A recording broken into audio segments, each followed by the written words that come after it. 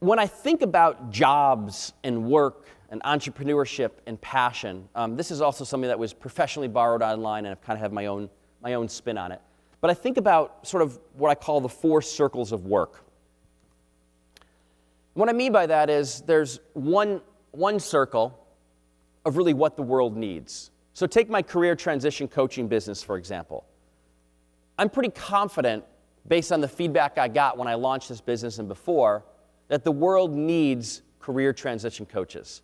The world needs people who aren't sure what they want to do and need to make a change in their lives. It's also important, though, that whatever you're doing, you can be paid for, right? So the jury is still out on that, as I just launched a couple months ago. Are people willing to pay for that service?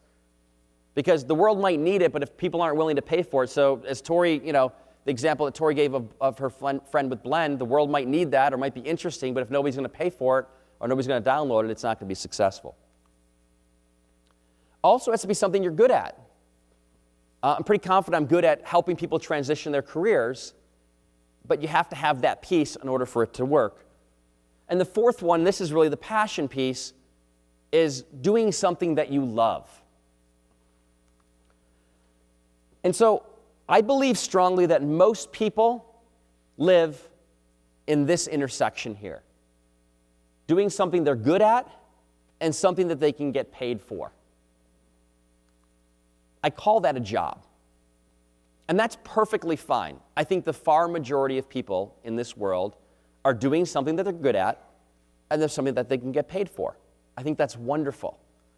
This class in particular, I'm guessing you all are going to push yourselves a little harder to not just do something that you're good at and you can get paid for, but also something the world needs and something that you love and are passionate about. So lots of examples, in the world of different types of jobs of, engineers and consultants and developers. I even put OBGYN here. That's what my wife does as a physician. She'll tell me honestly, she's not passionate about being a doctor.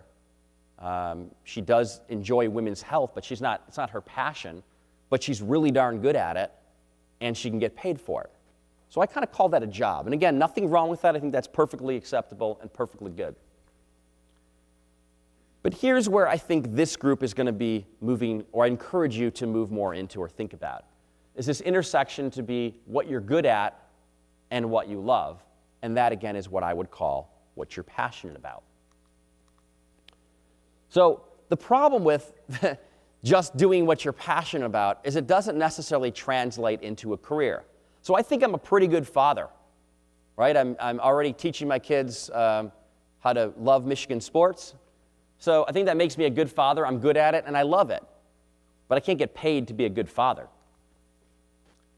I think I'm really good about following Michigan football and basketball, and I love it. I'm passionate about it. But I guess unless I was a beat reporter or something else, I can't really make a lot of money or build a career on that. I'm also good at building relationships and connecting people. But again, that alone isn't necessarily enough, so I'm now working on translating that into an actual career. But this is the intersection that is the most important, I think, is doing what you love, doing what you're good at, and what you can get paid for. This is what I would call passion plus, right? Because it's one thing to have that passion, but if you can actually get paid for it, that's the key.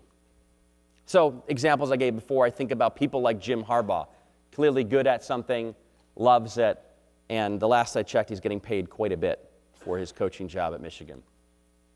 Same thing with somebody like LeBron James, right? He's getting paid for it, he loves it. These are the select group of people that I think have kind of figured out the secret.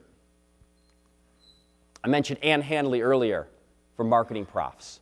She's doing what she loves, loving what she does, and she's getting paid for it. And I put me in parentheses because I'm still working on that bottom piece of getting paid for it. But I definitely love what I do, and I'm pretty darn good at it.